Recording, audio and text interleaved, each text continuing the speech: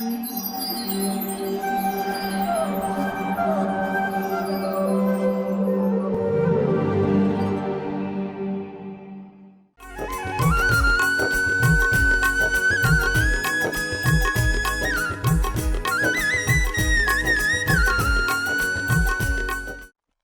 कृष्णा। आप सभी का हमारी भागवत कथा में स्वागत है। तो जो भी भक्तगण यहाँ पर उपस्थित हैं या जो हमें अन्य सभी साधनों से देख रहे हैं, तो आप सभी का हार्दिक स्वागत है। तो गुरुजनों के चरणों की वंदना करते हुए और भगवान की स्तुति करते हुए हम आज की कथा में प्रवेश करते हैं। ओम अज्ञानतिमिरान्धस्य ज्ञानाञ्जनशलाकया चक्षुरुन्मिलितं येन तस्मै श्रीगुरवे नमः।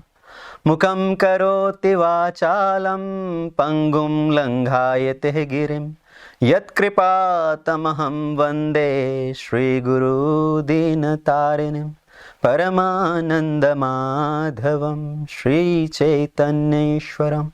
नमो विष्णुपादाय कृष्णप्रेष्ठाय भूतले श्रीमते भक्तिवेदान्त स्वामीति नामिने।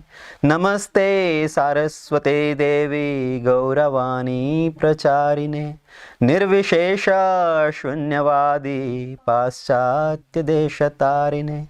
जय श्री कृष्ण चैतन्य प्रभु नित्यानंद श्री अद्वैत गदाधर श्रीवासादि गौर भक्त वृंदा।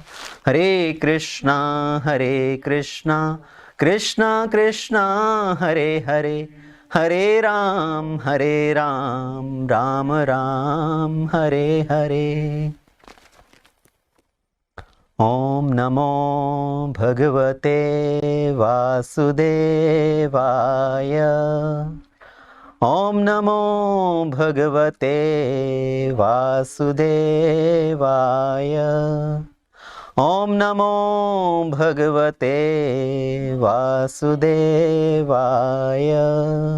नारायणं नमस्कृत्य नरं चैव नरोत्तमं देवीं सरस्वतीं व्यासं ततो जयमुदीरयेत्।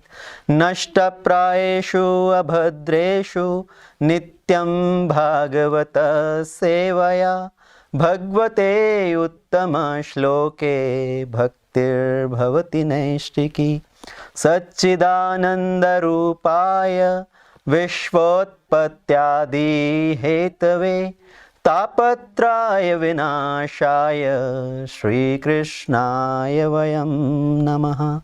कृष्णाय वासुदेवाय देवकी नन्दनाय च नन्दगोपकुमाराय गोविन्दाय नमो नमः। नमः पंकजनाभाय नमः पंकजमालिने नमः पंकजनेत्राय नमस्ते पंकजाङ्घ्रे। यं ब्रह्मवरुणेन्द्ररुद्रमरुत स्तुवन्ति दिव्यैस्त्वै वेदे सङ्गपदक्रमोपनिषदे गायन्ति यं सामगा। ध्यानवस्थित तद्गतेन मनसः पश्यन्ति यं योगिनो यस्यान्तं न विदुसुरसुरगणा। देवयः तस्मै नमः, देवयः तस्मै नमः।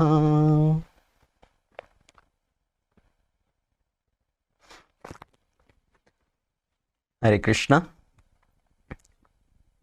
तो गत दिवस में हमने श्रवण किया भगवान नरसिंह देव का प्राकट्य। कैसे भगवान नरसिंह देव एक खंबे में से प्रकट हुए और हिरण्यकशिपु के प्राण को हर लिया, उसके वक्षस्थल को फाड़कर। तो भगवान नरसिंह देव का प्राकट्य एक बड़ा अद्भुत रूप। और भगवान नरसिंह देव क्यों प्रकट हुए? अपने भक्त, अपने सेवक की बात को सत्य साबित करने के लिए। सत्यम विधातुम निज भृत्य भाषितम अदृश्यता अति अद्भुत रूपम उद्वहन स्तंभे सभायाम न मृगम न मानुषम। तो अपने भक्त की बात को सत्य साबित करने के लिए, किस बात को? तो हिरण्यकाशिपु ने प्रहलाद को पूछा, क्या तुम्हारा भगवान इस खंबे में भी है? और प्रहलाद महाराज ने कहा, भगवान तो सब जगह हैं, वो इस खंबे में भी हैं। तो प्रहलाद महाराज की बात को सत्य करने के लिए भगवान उस खंबे के अंदर से प्रकट हुए। और ब्रह्मा जी के वचन को सत्य करने के लिए ब्रह्मा जी ने हिरण्यकाशिपु को वचन दिया, वरदान दिया कि उनकी मृत्यु किन किन ढंग से नहीं हो सकती। हिरण्यकाशिपु घर के अंदर नहीं मर सकता, घर के बाहर नहीं मर सकता, किसी मनुष्य से, गंधर्व से, सुर से, किसी भी जीव जंतु से, ब्रह्मा जी की बनाई हुई जितनी भी योनियां हैं उनके द्वारा, किसी के द्वारा हिरण्यकशिपु का वध नहीं हो सकता। किसी अस्त्र से नहीं, किसी शस्त्र से नहीं, दिन में नहीं, रात में नहीं, यहां तक कि वर्ष के जो 12 महीने हैं उसमें से किसी में भी हिरण्यकशिपु का वध नहीं हो सकता, न धरती पर न आकाश में। तो भगवान नरसिंहदेव प्रकट हुए हिरण्यकशिपु का वध करने के लिए, इन सभी ब्रह्मा जी के दिए हुए वरदानों का पालन करते हुए। तो भगवान ने हिरण्यकशिपु का वध कैसे किया? अपने नाखूनों के द्वारा। तो ना ये कोई अस्त्र है, ना कोई शस्त्र है, अपने नाखूनों के द्वारा उन्होंने हिरण्यकशिपु का वक्षस्थल चीर डाला। ना दिन में, ना रात में, संध्या के समय, ना घर के अंदर, ना घर के बाहर, घर की दहलीज पर, न धरती पर, न आकाश में, अपनी गोद में लेटाकर। इस साल के किसी भी 12 महीनों में नहीं, भगवान नरसिंहदेव कब प्रकट हुए? अधिक मास के अंदर। तो ब्रह्मा जी के दिए हुए सभी वरदानों का पालन करते हुए, उनको सत्य साबित करते हुए भगवान नरसिंहदेव प्रकट हुए और हिरण्यकशिपु के प्राण हरण कर लिए। और सभी देवी देवता, ब्रह्मा जी, शिव जी, सभी अन्य देवतागण, सभी अन्य ऊंचे लोकों में रहने वाले प्राणी भगवान की स्तुति कर रहे हैं, भगवान को शांत करने के लिए। पर भगवान का क्रोध शांत नहीं हो रहा। तो अंत में ब्रह्मा जी प्रहलाद जी के पास आए, प्रहलाद महाराज को बोला, आप जाकर भगवान को शांत कीजिए। भगवान का क्रोध किसके लिए है? आपकी वजह से। आपके ऊपर इतना अत्याचार किया गया, आपको इतने कष्ट पहुंचाए गए, उसकी वजह से भगवान क्रोध में हैं। तो आप ही उनके क्रोध को शांत कर सकते हैं। तो प्रहलाद महाराज ने आकर नरसिंहदेव भगवान को दंडवत प्रणाम किया। और जैसे ही प्रहलाद महाराज को देखा तो भगवान का क्रोध शांत हो गया और उनके हृदय में वात्सल्य भाव उत्पन्न हुआ। उन्होंने प्रहलाद को उठाकर अपनी गोद में बिठा लिया, उनके सर पर हाथ फिराने लगे। और प्रहलाद महाराज उस समय भगवान की बड़ी सुंदर स्तुति करते हैं। और प्रहलाद महाराज क्या बोलते हैं कि आपको किसी भी अन्य वस्तु के द्वारा प्रसन्न नहीं किया जा सकता। किसी का कोई रूप, सौंदर्य, बल, प्रभाव, धन, संपत्ति, किसी ऊंचे कुल में जन्म, ये सब चीजें भगवान को प्रसन्न नहीं कर सकती। भगवान को कैसे प्रसन्न कर सकते हैं? सिर्फ भक्ति भाव के द्वारा। तो भगवान सिर्फ भक्ति के आधार पर ही प्रसन्न किए जा सकते हैं। अगर कोई ब्राह्मण कुल में भी पैदा हुआ है, ब्राह्मण घर में भी पैदा हुआ है, पर उसकी भगवान के प्रति भक्ति भाव नहीं है, भगवान के प्रति उसकी आसक्ति नहीं है, पर उसके विपरीत अगर कोई व्यक्ति चंडाल कुल में भी पैदा हुआ है, किसी नीच कुल में भी पैदा हुआ है, पर भगवान का बहुत अच्छा भक्त है, तो वो व्यक्ति उस ब्राह्मण से अधिक श्रेष्ठ है। जो ब्राह्मण तो है पर भगवान के प्रति उसका कोई आसक्ति नहीं है। भगवान ने प्रहलाद महाराज को बोला, आप मुझसे कुछ वरदान मांगिए, मैं आपसे बहुत प्रसन्न हूं। तो प्रहलाद महाराज क्या कहते हैं? मैं कोई व्यापारी नहीं हूं, मैं कोई व्यापारी नहीं हूं कि मैं आपसे कुछ मांग करूं कि मैंने आपकी भक्ति की, मैंने आपका स्मरण किया और उसके बदले में मैं अभी आपसे कुछ वरदान की इच्छा रखूं। ये जो व्यापार की टेंडेंसी है, व्यापार की भावना है कि कुछ आदान प्रदान की, मैंने आपके लिए ये किया, अभी आप मेरे लिए ये कीजिए, तो प्रहलाद महाराज बोलते हैं मैं कोई व्यापारी नहीं हूं और मुझे इस संसार में कोई भौतिक सुख नहीं चाहिए। हमारी जो इंद्रियां हैं, हमारी जो भौतिक इंद्रियां हैं, ये सदा हमें कष्ट पहुंचाती रहती हैं। किस तरह से? क्योंकि ये इंद्रियां हमेशा हमें इधर उधर भटकाती हैं। ये अतृप्त इंद्रियां जो हैं वो हमेशा दुख का कारण बनती हैं। ये इंद्रियां किस तरह से हैं? जैसे अगर किसी व्यक्ति की 6 पत्नियां हो, तो हमारी ये 6 इंद्रियां, ये 5 कर्म इंद्रियां और ये मन, तो ये जो 6 इंद्रियां हैं ये व्यक्ति की 6 पत्नियों के समान हैं, जो व्यक्ति को हमेशा अपनी तरफ खींचती रहती हैं। तो मैं अपनी इंद्रिय तृप्ति के लिए आपसे कुछ वरदान नहीं चाहता। तो प्रहलाद महाराज यहां पर उदाहरण दे रहे हैं कि ये हमारी जो इंद्रियां हैं ये बहुत सारी पत्नियों के समान है, और एक व्यक्ति की अगर कोई बहुत सारी पत्नियां हो और वो उससे संतुष्ट ना हो और वह हमेशा उससे कुछ ना कुछ मांग करती रहती हैं, तो उस व्यक्ति की परिस्थिति कैसी होती है। तो उदाहरण के लिए एक बार एक व्यक्ति, थोड़े अमीर व्यक्ति, साहूकार, तो उनकी 2 पत्नियां, तो दोनों पत्नियां पहले पहले तो आपस में साथ साथ रहती, तो एक दूसरे के साथ अच्छा व्यवहार था, पर धीरे धीरे उनके मन में भेद आने लगा। तो उस व्यक्ति ने क्या किया, उन दोनों पत्नियों के लिए 2 अलग अलग घर का प्रबंध किया। एक का घर नीचे, एक का ऊपर। जैसे 2 मंजिला इमारत, तो एक पत्नी नीचे के पोर्शन में, दूसरी पत्नी ऊपर के पोर्शन में, और वो व्यक्ति उन दोनों को प्रसन्न करने के लिए बड़ी चेष्टा करे। तो कभी ऊपर वाली पत्नी के पास, कभी नीचे वाली पत्नी के साथ। तो एक बार रात्रि को व्यक्ति एक पत्नी के पास था उनके साथ समय बिताने के लिए, और जब रात काफी बीत गई, उनको लगा कि ये पत्नी अभी सो गई हैं, तो उसने सोचा अभी मैं दूसरी पत्नी के पास जाके उनको भी खुश कर दूं। तो वह जैसे ही उठकर दूसरी पत्नी के पास जाने लगा, तो ये पत्नी अभी सोई नहीं थी, इनकी नींद खुल गई और इन्होंने उनको पकड़ लिया, और दूसरी पत्नी भी बाहर दरवाजे पर आकर उनका इंतजार कर रही थी कि मेरे पति कब आएंगे। तो ये व्यक्ति बाहर जाने की चेष्टा कर रहा है, नीचे वाली पत्नी ऊपर से उनके आने की प्रतीक्षा कर रही है, और जो पहले वाली पत्नी है ऊपर, वो उनको वापस खींच रही है। तो ये दूसरी पत्नी ने भी आकर उनको खींचना शुरू किया, एक अपनी तरफ खींच रही है, दूसरी अपनी तरफ खींच रही है। और उस समय क्या हुआ, रात्रि में एक चोर उनके घर पर आया चोरी करने के इरादे से। तो उस चोर ने भी ये दृश्य देखा कि कैसे उस व्यक्ति की खींचातानी चल रही है, एक उसको नीचे की तरफ खींच रही है, एक दूसरी को उसको वापस ऊपर की तरफ खींच रही है, और जो व्यक्ति रास्ते में क्या है, सीढ़ियां हैं, सीढ़ियों की जो रेलिंग है उसके साथ घिस रहा है।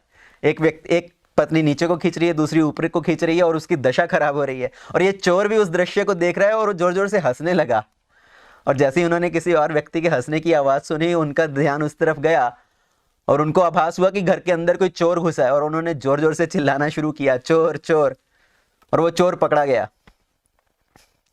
तो अगले दिन चोर को राजा के सामने प्रस्तुत किया गया। तुम इनके घर पर गए थे चोरी करने के लिए? जी हाँ।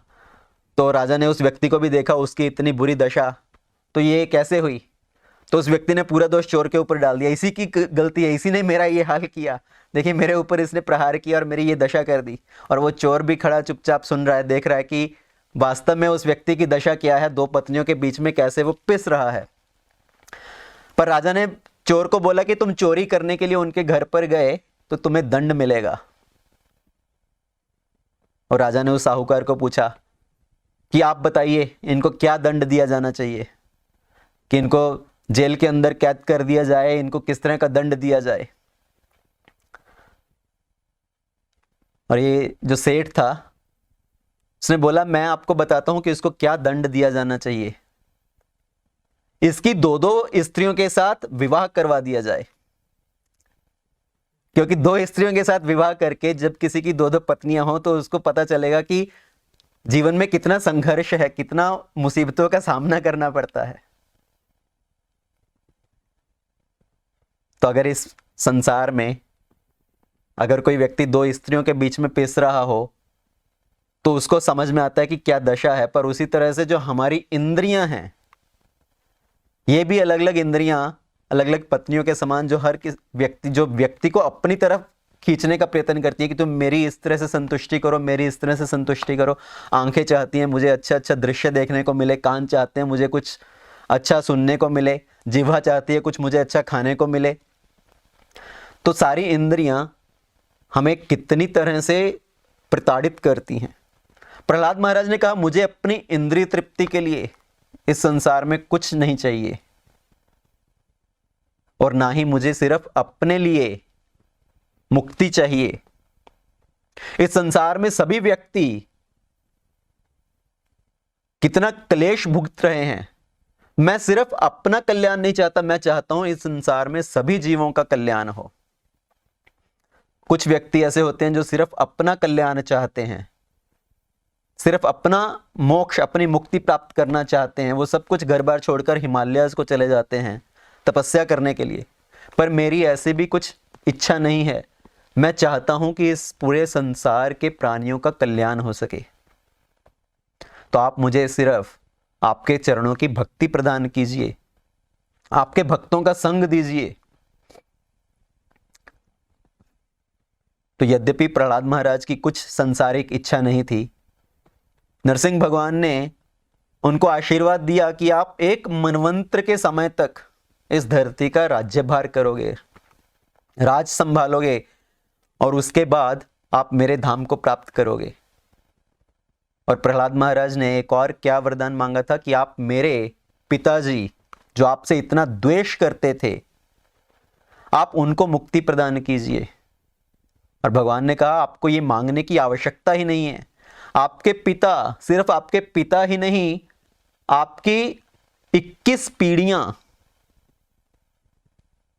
मुक्त हो जाएंगी, उनका कल्याण हो जाएगा, क्योंकि आपकी भक्ति के प्रभाव से। तो अगर घर में एक व्यक्ति भक्त बन जाए तो ना सिर्फ वो अपना कल्याण कर सकता है, बल्कि अपने पूरे परिवार के सदस्यों का, अपनी बहुत सारी पीढ़ियों तक का कल्याण कर सकता है। साधारणतः शास्त्रों का सिद्धांत क्या है कि अगर एक व्यक्ति भक्त है तो वो अपनी 7 पीढ़ियों तक का उद्धार कर सकता है। पर प्रहलाद महाराज के केस में क्या है, भगवान ने क्या वरदान दिया कि वो अपनी 21 पीढ़ियों तक का उद्धार कर देंगे। तो इस तरह से प्रहलाद महाराज ने भगवान की बहुत सुंदर स्तुति की, और भगवान ने ब्रह्मा जी को भी निर्देश दिया कि आप आगे से वरदान देते हैं किसी को तो थोड़ा संभल कर दीजिए, हर किसी को कुछ उचित वरदान दीजिए। आपके वरदान के को पालन करने के लिए मुझे क्या क्या रूप बनाना पड़ता है। तो नरसिंह देव भगवान वरदान देने के बाद वहां से अदृश्य हुए। तो नरसिंह भगवान का प्राकट्य एक विशेष भगवान का रूप, बड़ा आकर्षक रूप। सबको वो किस तरह से प्रतीत होता है, भगवान नरसिंह देव का जो रूप है बड़ा भयंकर स्वरूप, जो राक्षस प्रवृत्ति के लोग हैं उनको बड़ा भयंकर स्वरूप प्रतीत होता है। पर जो भगवान के भक्त हैं उनको भगवान के इस स्वरूप में भी आनंद प्राप्त होता है। जैसे एक सिंह है, तो जो जंगल में रहने वाले सभी अन्य प्राणी हैं वो शेर से भयभीत रहते हैं। शेर की गर्जना सुनते ही, उसको देखते ही सभी भय से कांपने लगते हैं और वहां से भागने लगते हैं। पर उसी शेर को उसके जो बच्चे हैं वो कितना प्रेम पूर्वक व्यवहार करते हैं।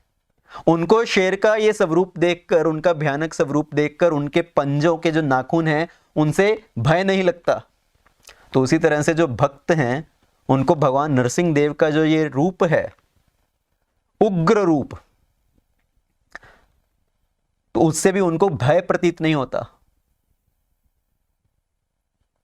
तो नरसिंह देव प्रकट हुए खंबे के अंदर से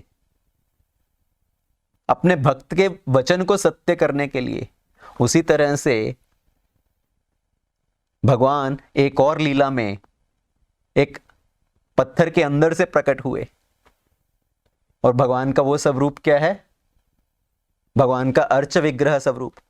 खास करके जो भगवान का राधा रमन जी का स्वरूप है वृंदावन में, तो भगवान राधा रमन जी कैसे प्रकट हुए? सत्यम विधातुम निज भृत्य भाषितम अदृश्यता अति अद्भुत रूपम उद्वहन स्तंभे सभायाम। तो उसी तरह से राधा रमन जी भी अपने भक्त की बात को सत्य साबित करने के लिए एक स्टोन के अंदर से, एक पत्थर के अंदर से, शालिग्राम शिला के अंदर से भगवान प्रकट हुए। और उनका भी बड़ा आकर्षक स्वरूप,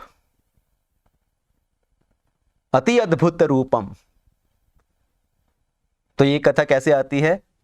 तो वृंदावन में गोस्वामी जो है, गोपाल भट्ट गोस्वामी, जो चैतन्य महाप्रभु के अनुयायी थे, तो गोपाल भट्ट गोस्वामी वृंदावन में निवास करते थे और चैतन्य महाप्रभु जी के विरह में वो बड़े उदास रहते थे। तो एक दिन स्वप्न में चैतन्य महाप्रभु ने उनको बोला कि आप गंडकी नदी पर जाकर वहां से शालिग्राम शिला लेकर आइए और शालिग्राम शिला का पूजन कीजिए और आप उस रूप में मेरी सेवा कर सकते हैं।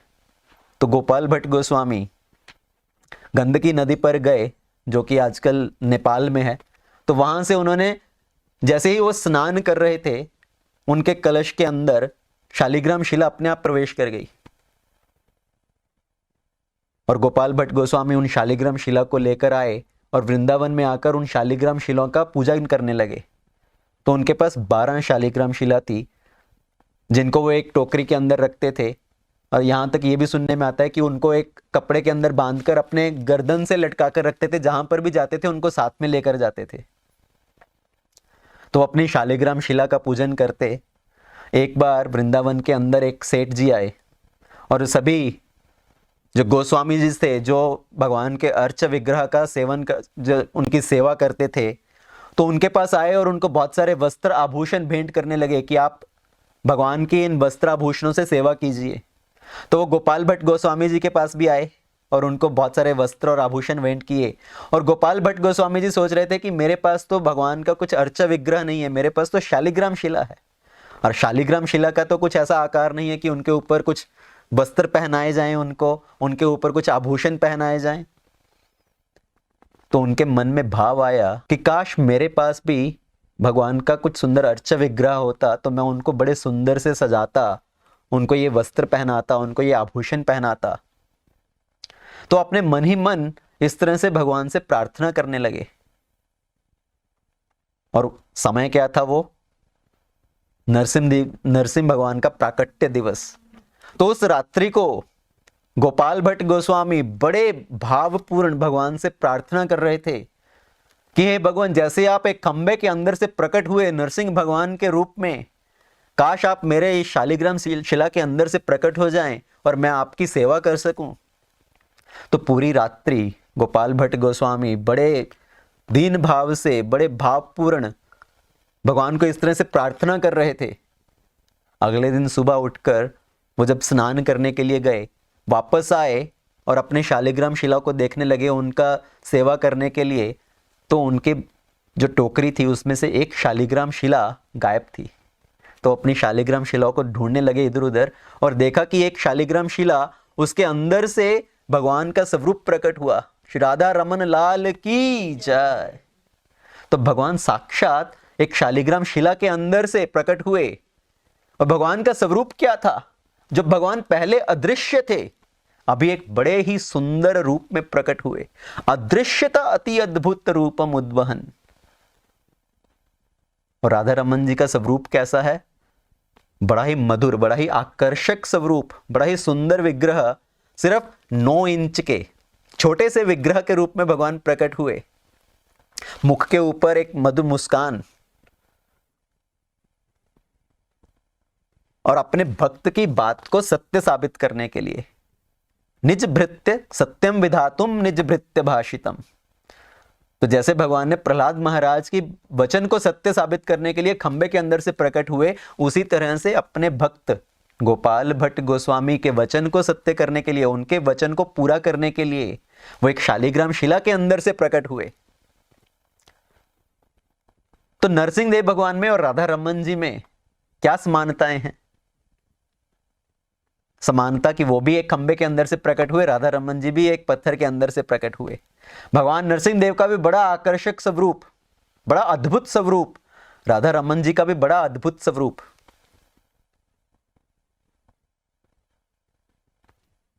राधा रमन जी का स्वरूप क्या? 9 इंच का डीटी, और उनका नाम रखा गया राधा रमन लाल जी। तो राधा रमन जी कौन है? कृष्णा।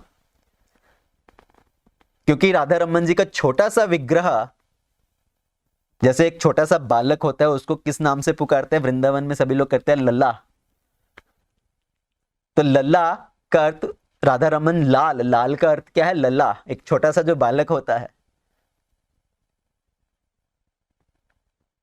और वृंदावन में जब 500 वर्ष पहले बहुत सारा मुगलों का अत्याचार हुआ, जब वो मंदिर को तोड़ने का प्रयत्न कर रहे थे, तो साधारणतः वृंदावन के अंदर जितने भी मंदिर थे, जितने भी वो विग्रह थे भगवान के, तो उनको छुपाने का प्रयत्न किया गया उन मुगलों के अत्याचार से बचाने के लिए, ताकि वो उन विग्रह को कोई क्षति न पहुंचाएं, उन विग्रह को भंग न करें।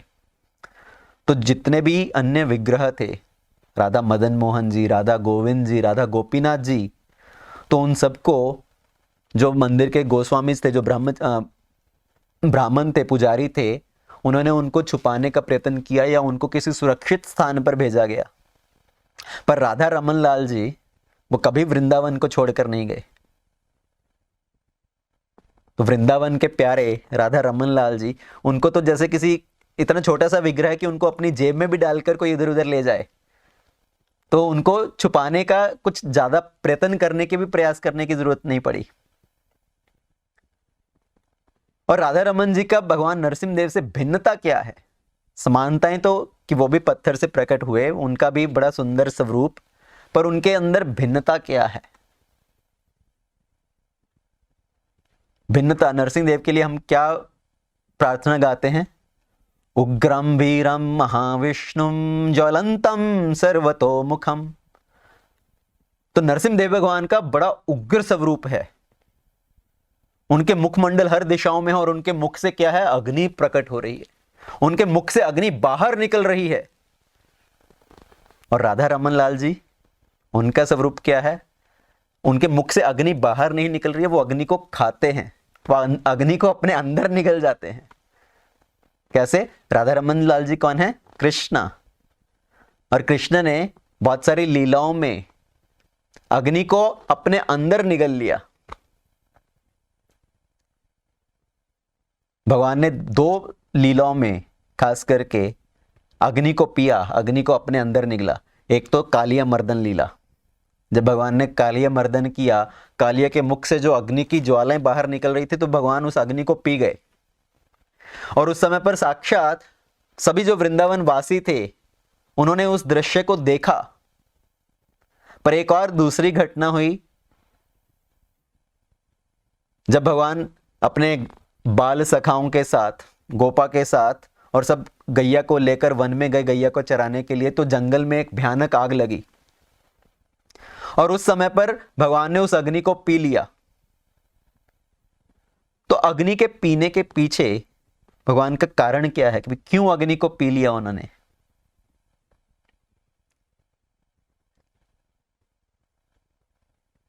जब भी भगवान को यह प्रतीत होता है कि ये अग्नि जो मेरा ही एक अंश है, मेरी ही एक एनर्जी है, पर वही एनर्जी मेरे भक्तों को कष्ट पहुंचा रही है, तो भगवान सोचता है कि मैं इस अग्नि को वापस अपने अंदर खींच लूंगा।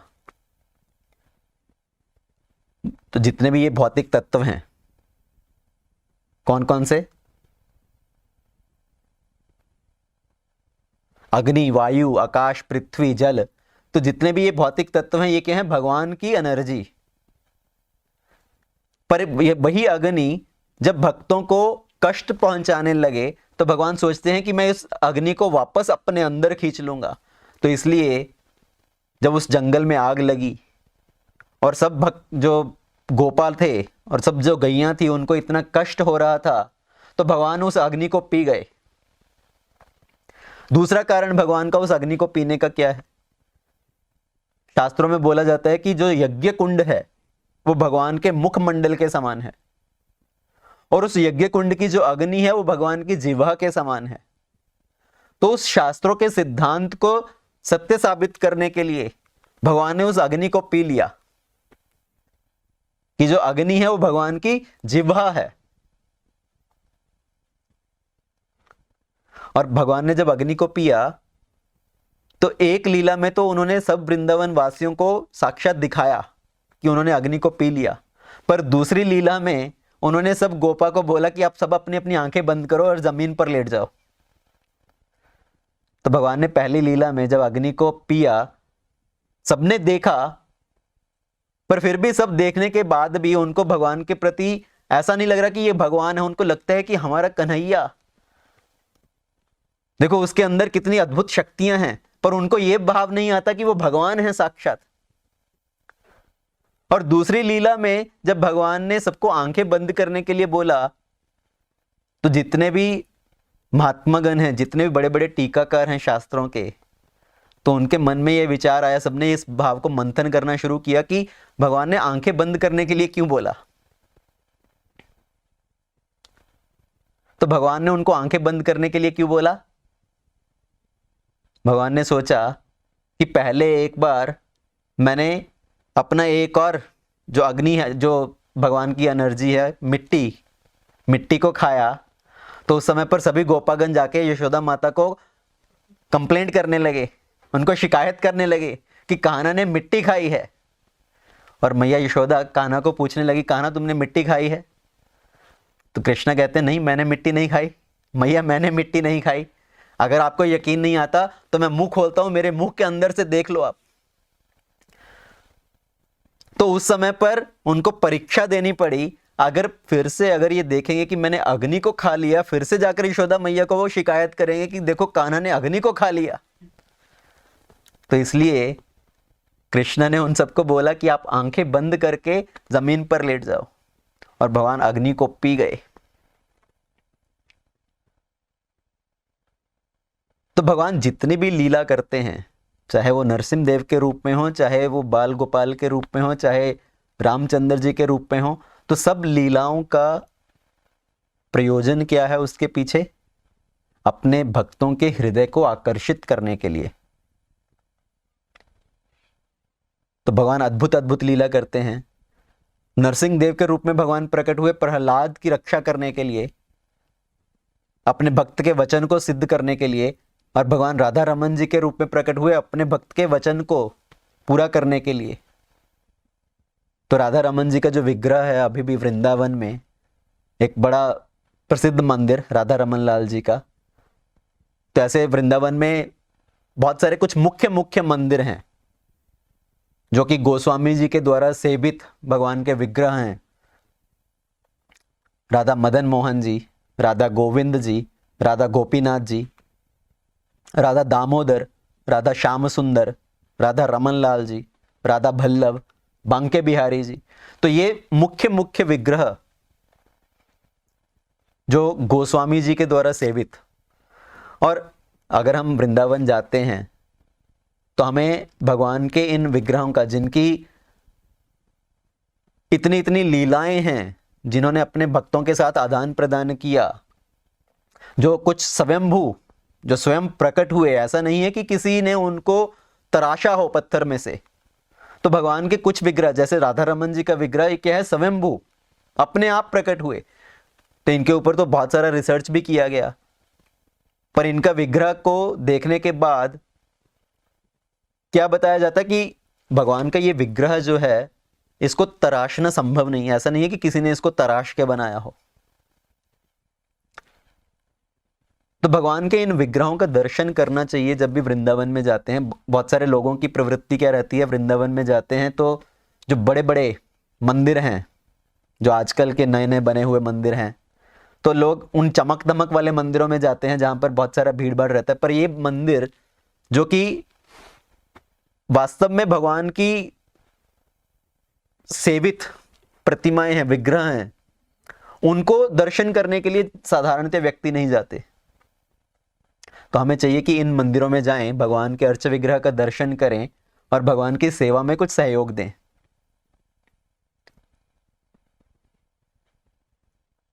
तो भगवान नरसिंह देव के अपने लीला खत्म करने के बाद, वहां से अप्रकट होने के बाद प्रहलाद महाराज ने अपना राज्यभार संभाला, उनको राजा बनाया गया।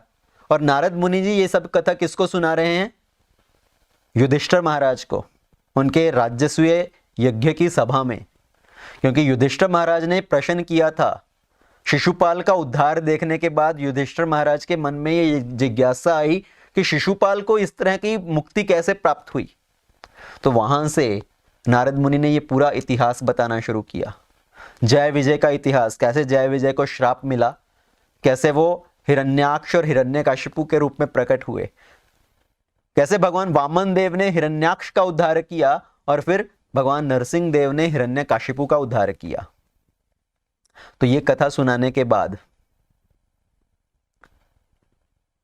युधिष्ठिर महाराज नारद मुनि से आगे जिज्ञासा करते हैं कि आप हमें ये बताइए कि हम अपने इस जीवन को कैसे सफल बना सकते हैं। इस मनुष्य जीवन को, जो मनुष्य जन्म इतना दुर्लभ है, उस मनुष्य जन्म को प्राप्त करने के बाद उस जन्म को कैसे सफल बनाया जा सकता है। तो जब नारद मुनि जी ने युधिष्ठिर महाराज का ये प्रश्न सुना तो उन्होंने युधिष्ठिर महाराज को वर्णाश्रम धर्म के ऊपर उपदेश देना शुरू किया कि इस मनुष्य जीवन को सफल बनाने के लिए भगवान ने वर्ण आश्रम सिस्टम, जो चतुर्वर्ण और चतुर आश्रम है, उसका व्यवस्था किया। और उसके बाद नारद जी ने वानप्रस्थ क्या है कि जब व्यक्ति अपने घर बार को छोड़कर वन में प्रवेश करे, अपना अधिक से अधिक समय भगवान के स्मरण में लगाए, जब वो अपने इस सांसारिक जो आसक्तियां हैं उनका त्याग करे, तो वो है वानप्रस्थ आश्रम और संन्यास आश्रम। संन्यास आश्रम क्या है? जब पूरी तरह से सब कुछ छोड़कर, सब कुछ त्याग कर पूरी तरह से भगवान का आश्रय ग्रहण करे। सन्यासी का जो धर्म है वो बड़ा कठोर धर्म है। सन्यासी के क्या नियम है वास्तव में? सन्यासी को किन नियमों का पालन करना पड़ता है? सन्यासी 5 से अधिक घरों से भिक्षा नहीं मांगते। अगर कहीं पहले 5 घर जहां पर भी वो जाएं, वहां से जो भी भिक्षा प्राप्त होए उसी से अपना निर्वाह करेंगे। सन्यासी किसी भी जगह पर 2 दिन से अधिक नहीं ठहरते। और सन्यासी का जो कार्य है वो क्या है? हमेशा चलते रहना। आज के समय में, कलयुग के समय में, ये जो सन्यास धर्म है इसका पालन करना संभव नहीं है। इसलिए शास्त्रों में इस बात के लिए जोर डाला गया है कि कलयुग में सन्यास धर्म ग्रहण नहीं करना चाहिए। पर हाँ, कुछ व्यक्ति सन्यास धर्म हम देखते हैं कि सन्यास स्वीकार करते हैं, पर उसका पर्पस क्या है? सिर्फ प्रीचिंग पर्पस के लिए, दूसरों को शास्त्रों का ज्ञान देने के लिए और उनको भगवान की सेवा में, भगवान की भक्ति में लगाने के लिए।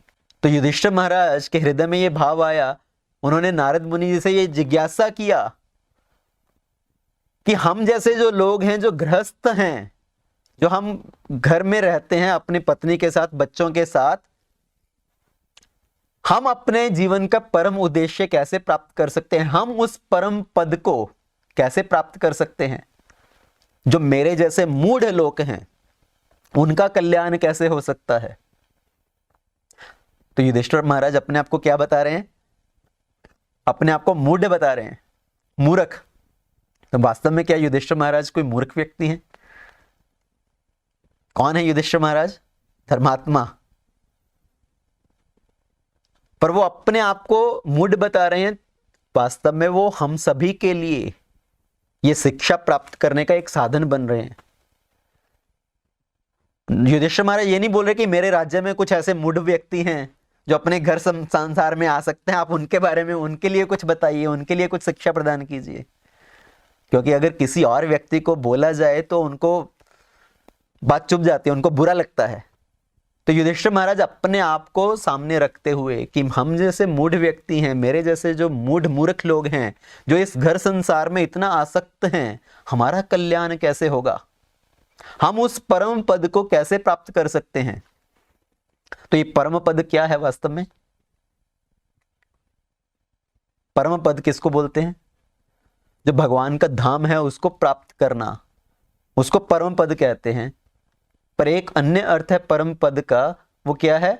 भगवान की भक्ति को प्राप्त करना। अगर कोई भगवान का भक्त बने तो वो भी एक परम पद है। फिर से चैतन्य महाप्रभु जी का एक संवाद।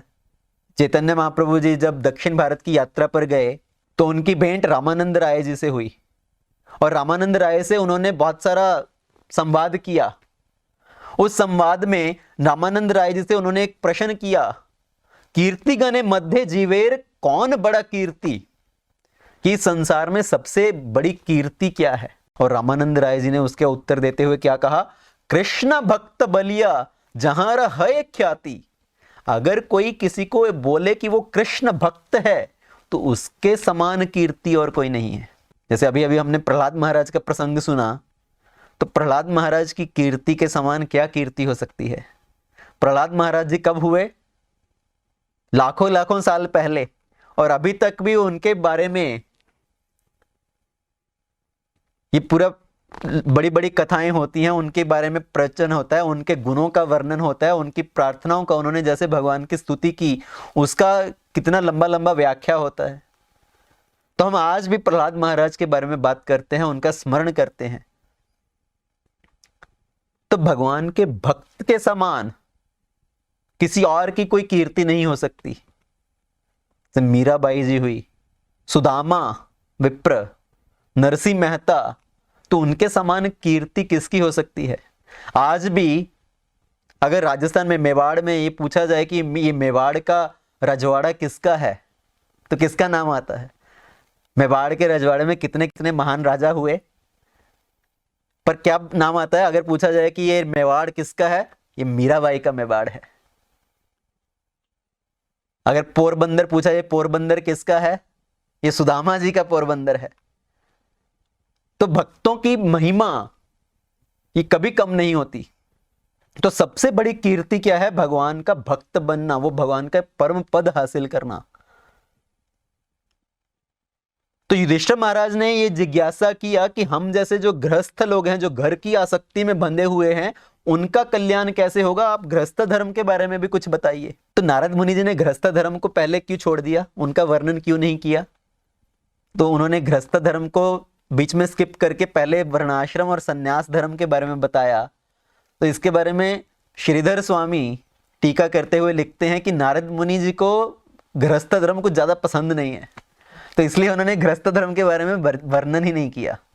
नारद मुनि जी क्या हैं? वो अखंड ब्रह्मचारी, और उनका भाव क्या रहता है कि सभी को मैं ब्रह्मचारी बना दूं। दक्ष प्रजापति के हजारों हजारों पुत्रों को एक बार में ब्रह्मचारी बना दिया। फिर दूसरा बैच आया, उनको फिर से एक बार में प्रवचन देके सबको ब्रह्मचारी बना दिया। तो नारद मुनि जी को ये गृहस्थ धर्म, जो गृहस्थ आश्रम है, कुछ ज्यादा अधिक अच्छा ही नहीं लगता, तो इसलिए उसका वर्णन ही नहीं किया उन्होंने। पर एक और भाव है, भी राघव गोस्वामी इसके बारे में टीका करते हुए लिखते हैं अपने टीका में कि नारद मुनि जी ने गृहस्थ धर्म के बारे में ना बताकर पहले वर्णाश्रम और सन्यास का चर्चा क्यों किया? कि जो ब्रह्मचारी धर्म है, वानप्रस्थ धर्म है और सन्यास धर्म है, इनका व्याख्या बहुत संक्षेप में है,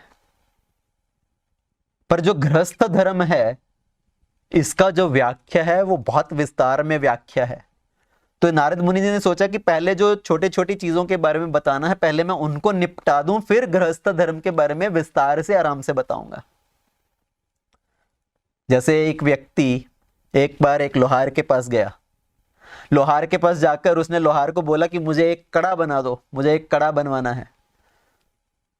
तो एक लोहार ने बोला मैं कड़ा आपका बना देता हूँ, 4-5 घंटे लगेंगे, आप बैठिए तो मैं आपके लिए कड़ा तैयार कर दूंगा।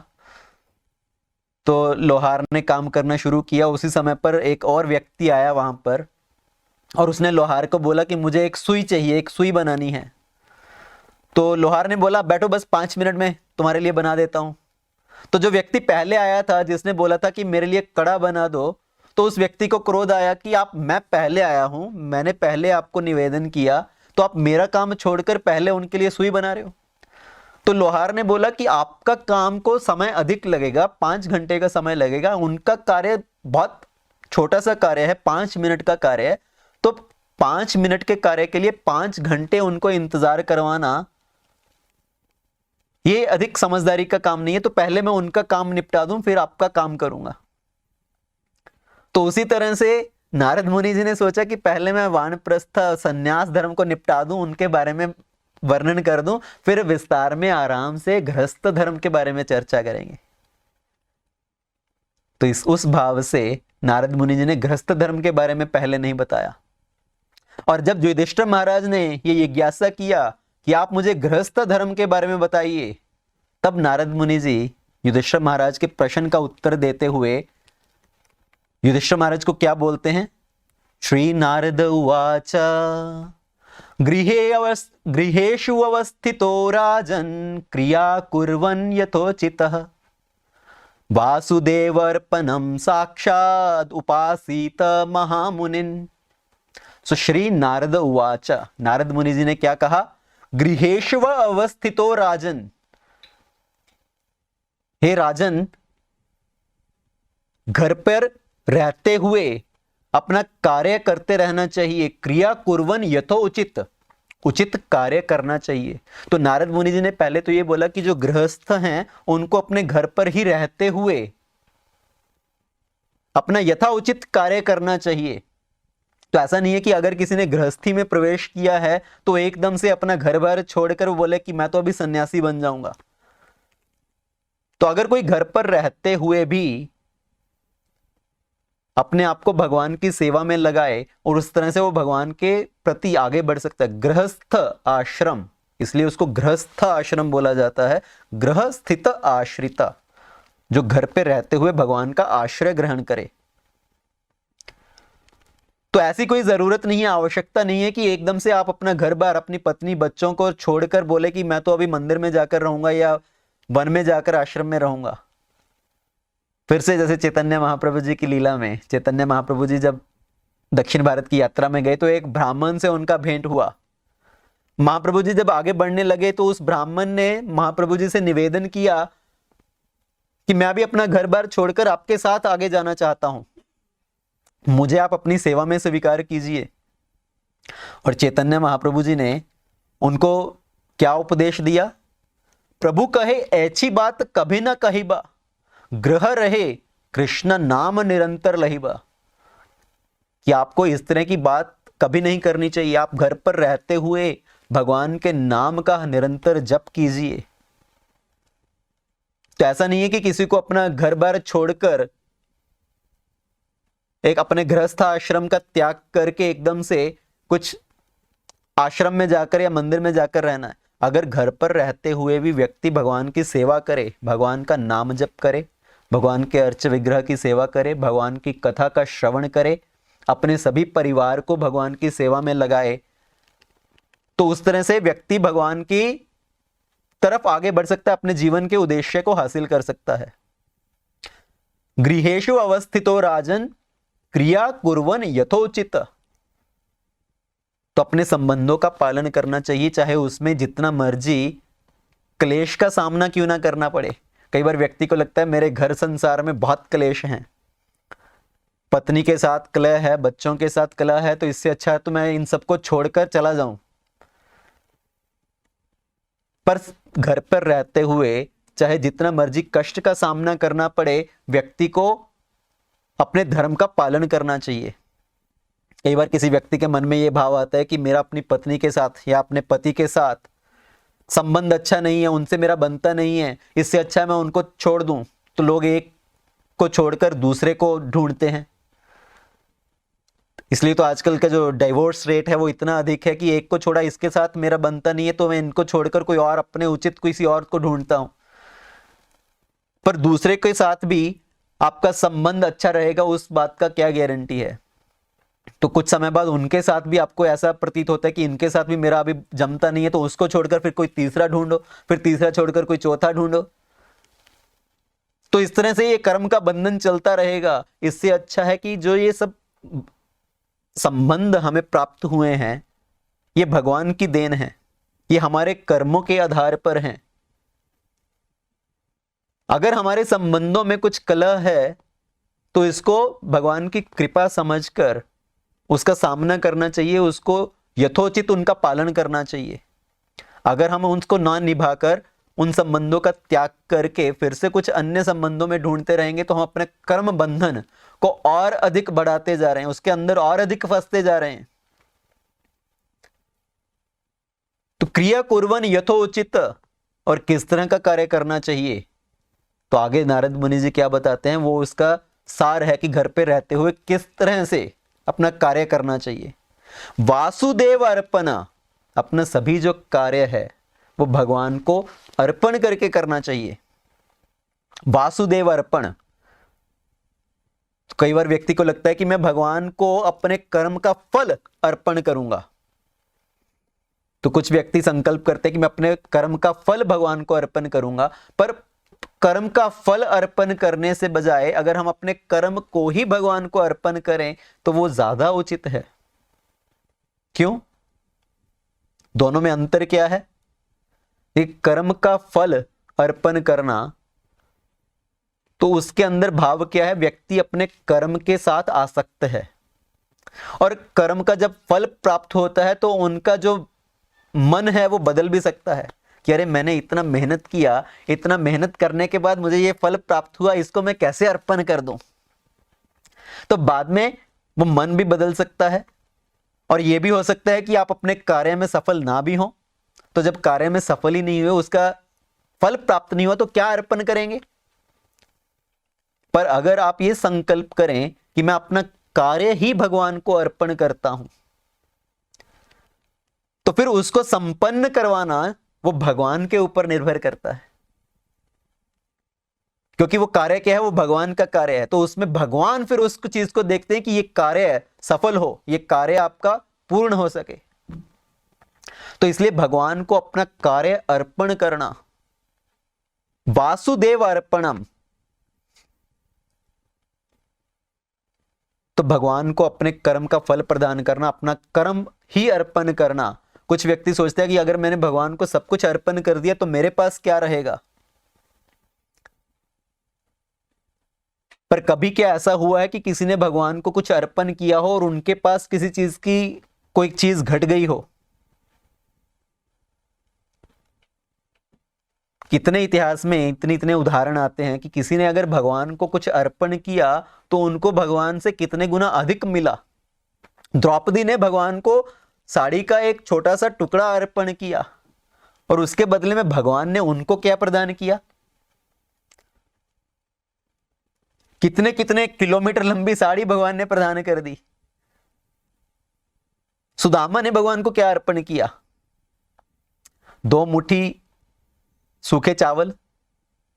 कुछ लोग उसको बोलते हैं कि उन्होंने सत्तू अर्पण किया, कुछ बोलते हैं उन्होंने चिप्ड राइस जो पोहा भगवान को अर्पण किया। तो उन्होंने 2 मुट्ठी भगवान को अर्पण किया और उनको बदले में भगवान ने क्या दिया? उनको अपने सब ऐश्वर्य भगवान ने प्रदान कर दिए। तो ऐसा कोई उदाहरण नहीं है जब किसी ने भगवान को कुछ अर्पण किया हो और उनको किसी चीज की कमी हुई हो। तो हमें अपना भगवान को कर्म का फल, अपना कर्म भगवान को अर्पण करना चाहिए। और कैसे अर्पण करना चाहिए? तो नारद मुनि जी जो अगला शब्द प्रयोग कर रहे हैं वो बड़ा विशेष है। वासुदेव अर्पणम साक्षात। साक्षात का अर्थ क्या है? साक्षात का अर्थ है सीधे रूप से, डायरेक्टली। देखिए कुछ लोग यज्ञ करते हैं, यज्ञ में भगवान को आहुति डालते हैं, तो यज्ञ की आहुति के द्वारा भगवान को कुछ अर्पण किया जाता है। कुछ लोग कुछ तपस्या करते हैं, कुछ ऑस्टेरिटीज करते हैं, उसके माध्यम से भगवान को अर्पण करते हैं। पर वासुदेव अर्पणम साक्षात की सीधे तौर से भगवान को अर्पण करना, जैसे भगवान स्वयं बोलते हैं कि यज्ञ में आहुति डालने से अच्छा है कि कोई मेरे भक्तों को, ब्राह्मणों के मुख में भोजन डाले। तो वो भोजन ब्राह्मणों को जब करवाया जाता है तो मुझे भोजन करवाने के समान है। तो अगर भगवान को सीधे रूप से सेवा करना है, भगवान को कुछ अर्पण करना है, तो कैसे अर्पण करना चाहिए? भगवान के भक्तों को भोजन कराकर, ब्राह्मणों को भोजन कराकर। भगवान क्या है? गो ब्राह्मण हिताय च, ब्राह्मण और गौ का हित करने वाले। तो अगर ब्राह्मणों को सीधे रूप से भोजन कराया जाए, वो भी विशेषतर से जो भगवान के भक्त हैं, उनको अगर सीधे रूप से भोजन कराया जाए तो सीधा सीधा भगवान को अर्पण करने के बराबर है। अगर गाय को भोजन कराया जाए, लोग पूछते हैं गाय को चारा क्यों डालें, गाय को चारा खिलाने से क्या प्राप्त होगा? पर गाय को चारा खिलाना एक तरह से भगवान को भोजन करवाने के बराबर है, क्योंकि भगवान को गाय और ब्राह्मण अति प्रिय हैं। तो ब्राह्मण की सेवा करना और गाय की सेवा करना ये सीधा सीधा भगवान की सेवा करने के बराबर है। तो शास्त्रों का यह सिद्धांत है कि हमें अपनी आमदनी का एक भाग भगवान की सेवा में लगाना चाहिए, और भगवान हमारी सेवा से ही प्रसन्न होते हैं। भगवान बोल रहे हैं, अपने आचरण से भगवान सिखा रहे हैं कि अगर मैं भगवान होकर सेवा कर सकता हूं तो आप मनुष्य होकर सेवा क्यों नहीं कर सकते? भगवान कृष्ण युधिष्ठिर महाराज के राजसूय यज्ञ में जब उपस्थित थे, तो भगवान का पद क्या है? वो पूरे जगत के मालिक हैं, पर भगवान क्या कार्य कर रहे हैं? उस राजसूय यज्ञ में उनकी सेवा क्या थी? जितने भी अतिथिगण आते थे, जितने भी ब्राह्मणगण ऋषिगण आते थे, उनको इनवाइट करना, उनको वेलकम करना, उनका आतिथ्य करना, उनके जो जूते हैं उनके जूते उठाकर उनको संभालना, यह भगवान का कार्य था, उनकी सेवा थी। और फिर जब भोजन का समय था तो सबको पत्तल लगाना, सबको भोजन बांटना, सबको भोजन खिलाना और उनके झूठे पत्तल उठाना, यह भगवान की सेवा थी। तो भगवान बोल रहे कि अगर मैं भगवान होकर सेवा कर सकता हूं तो आप सेवा क्यों नहीं कर सकते? तो गृहस्थ का जो धर्म है वो है भगवान की सेवा करना, भगवान के भक्तों की सेवा करना। और ये सेवा करने का भाव हमारे अंदर आएगा कैसे? तो इसलिए नारद मुनि जी अगला शब्द प्रयोग कर रहे हैं, उपासीत महामुनिन। तो अगर हम भगवान के भक्तों का संग करेंगे, अगर हम जो वरिष्ठ भक्तगण हैं, जो महात्मा गण हैं, उनका भक्त संग करेंगे, उनकी एसोसिएशन में रहेंगे, तो हमारे अंदर भी ये प्रभाव आएगा कि हम भगवान की सेवा कर सकें।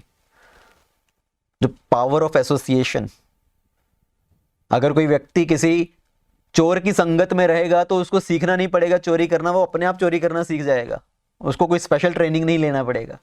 अगर कोई व्यक्ति किसी शराब पीने वाले का संग करेगा, किसी जुआरी का संग करेगा, तो उनके अंदर वो जो दुर्गुण है वो अपने आप ही आ जाएंगे। और उसी तरह से अगर हम भगवान के भक्तों का संग करते हैं तो हमारे अंदर भी सेवा का जो भाव है, भगवान की सेवा करने का भाव है, वो प्राकृतिक रूप से आ जाएगा। तो हमें भगवान के भक्तों का संग करना चाहिए। और कैसे संग करना चाहिए? उपासीत, उनके पास बैठना चाहिए, उनसे शिक्षा ग्रहण करनी चाहिए। और सदा, ऐसा नहीं है कि साल में एक बार संग करना, कि गुरु महाराज साल में एक बार यहां पर आएंगे तो मैं उनका संग करूंगा। तो संग करना ऐसा नहीं है कि सिर्फ फिजिकली रूप से उनका संग करना, उनके आदेशों का पालन करना भी उनका संग करने के समान है। तो जो वैष्णवगण हैं, जो गुरुजन हैं, उनके आदेशों का पालन करना, नियमित रूप से अपनी दिनचर्या में उसको शामिल करना, तो इस हिसाब से हम अपने गृहस्थ धर्म का पालन कर सकते हैं। तो कोई व्यक्ति आगे प्रश्न कर सकता है कि अगर हम निरंतर भगवान की सेवा करें, भगवान के भक्तों का संग करें, तो हम अपने परिवार की जो जिम्मेदारियां हैं, जो रिस्पॉन्सिबिलिटीज हैं, उनका पालन कैसे करेंगे? तो हम अपनी पत्नी के साथ, अपने बच्चों के साथ समय बिताएं कि ये सब कार्य करें, उनकी रिस्पॉन्सिबिलिटी को कैसे निभाएंगे? तो शास्त्र, नारद मुनि जी आगे क्या बताते हैं कि किस तरह से व्यक्ति को गृहस्थ आश्रम में रहना चाहिए। उन्होंने बोला कि गृहस्थ जीवन में रहते हुए अपनी पत्नी के साथ, अपने बच्चों के साथ, अपने बाकी सभी परिवार के सदस्यों के साथ किस तरह से व्यवहार करना चाहिए कि बाहर से हमें ऐसा दिखाना चाहिए कि आप उनके साथ बहुत आसक्त हैं, पर अंदर से, मन से पूरी तरह से निरासक्त होना चाहिए, उदासीनता का भाव होना चाहिए कि जब मेरी उनके साथ जो भी आसक्ति है वो उस सीमा तक है कि ये भगवान के दिए हुए भेंट है और मुझे उनकी देखभाल करनी है, पर इससे अधिक उनके साथ आसक्ति नहीं करनी चाहिए। पर इस संसार में ज्यादातर व्यक्ति क्या हैं, अपने परिवार के साथ, अपनी पत्नी के साथ, बच्चों के साथ, धन संपत्ति के साथ इतना आसक्त हो जाते हैं कि पूरा समय उनका जो ध्यान है इन्हीं चीजों में रहता है। और इसलिए युधिष्ठिर महाराज ने पहले क्या शब्द का प्रयोग किया, मूढ़, कि जो मूढ़ व्यक्ति है वो गृहस्थ ना होके ग्रह मेधी बनता है। उनकी जो पूरी बुद्धि है, पूरा जो उनका इंटेलिजेंस है, वो सिर्फ अपने घर के कार्य काज में लगा हुआ है। आज मैंने बच्चे को यहां पर लेकर जाना है, इस क्लास में लेकर जाना है, आज पत्नी को यहां पर शॉपिंग करवानी है, आज मुझे उनके लिए ये कार्य करना है। तो अगर पूरा समय हमारा ध्यान इन चीजों में लगा हुआ है, पूरी बुद्धि हमारी इन चीजों में ही ग्रस्त है, तो उसको गृहस्थ नहीं कहते, उसको ग्रह मेधी कहते हैं। और अगर इसी तरह से आसक्ति में रहते हुए कोई व्यक्ति जीवन बिताएगा तो उसका क्या परिणाम होगा। तो भागवत में एक और कथा आती है भरत महाराज की। भरत चरित्र इस चीज को सिखाने के लिए कि लोग आजकल अपने बच्चों के साथ, यहां तक कि अपने जो पेट जानवर हैं, लोग अपने घर पे कुत्ता रखते हैं, बिल्ली रखते हैं, और उनके साथ इतना आसक्त हो जाते हैं कि पूरा समय उनके साथ व्यतीत करते हैं। उनको बोला जाए कि भगवान की सेवा करो तो भगवान की सेवा करने के लिए समय नहीं है, पर कुत्ते के साथ पूरा दिन बिताने के लिए उनके पास समय है। एक बार मेरी अपने पड़ोसी के साथ बात हो रही थी, तो उनको जब भी कभी बोलते कि आप सत्संग में आइए, कभी कथा में आइए, तो बोलते मेरे पास समय नहीं है, मैं अपने नौकरी के काम में बहुत व्यस्त रहता हूं, मेरे पास समय नहीं है। और कुछ दिनों पहले अपने घर पे वो कुत्ते को लेकर आए। तो मैंने उनको प्रश्न किया, आप तो बोल रहे थे आप बहुत व्यस्त हैं, तो अभी कुत्ते के लिए आपके पास समय कहां से आएगा। तो उन्होंने जवाब दिया, अरे ये तो एक्सरसाइज के लिए है, अगर कुत्ता है घर पे तो उसके माध्यम से कुछ एक्सरसाइज करने का, इनडायरेक्टली कुछ एक्सरसाइज करने को मिलता है कि कुत्ते को सैर करवाने के लिए लेके जाएं। पर क्या सिर्फ उतना ही समय कुत्ते के साथ बिताते हैं। तो लोग पूरा दिन कुत्ते की सेवा करने में इतना समय बिताते हैं, कुत्ते को भोजन कराना, कुत्ते का जो मल मूत्र है उसको साफ करना, उसको नहलाना, उसको सुलाना, तो कुत्ते के साथ ही इतना आसक्त हो जाते हैं। इसलिए बोलते हैं कि आप सर्व गॉड और सर्व डॉग, अभी आप चुनिए आपको क्या करना है। भगवान के सेवा करने का उनके पास समय नहीं है, पर कुत्ते की सेवा करने का समय है। तो ये एक बार एक व्यक्ति कुत्ते को लेकर जा रहा था, कुत्ता आगे आगे चल रहा है और व्यक्ति जो रस्सा पकड़कर पीछे पीछे चल रहा है। तो व्यक्ति ने पूछा, अरे इस गधे को लेकर कहां जा रहे हो। तो जो व्यक्ति चल रहा था उसको क्रोध आया, आप पागल हो, आप ये कुत्ता है उसको आप गधा बोल रहे हो। तो व्यक्ति ने बोला, मैंने आपसे नहीं पूछा, मैं तो कुत्ते को बोल रहा था कि गधे के साथ कहां जा रहे हो। तो गधे की ही प्रवृत्ति है, जो पूरी तरह गधे की तरह काम करता है, उस कुत्ते की सेवा करता है और समझता है कि मैं कुत्ते का मालिक हूं। वास्तव में आप कुत्ते के मालिक हो, कोई कुत्ता आपका मालिक है। तो जो जिसकी सेवा करेगा, तो जो सेवा लेने वाला है वो व्यक्ति मालिक हुआ।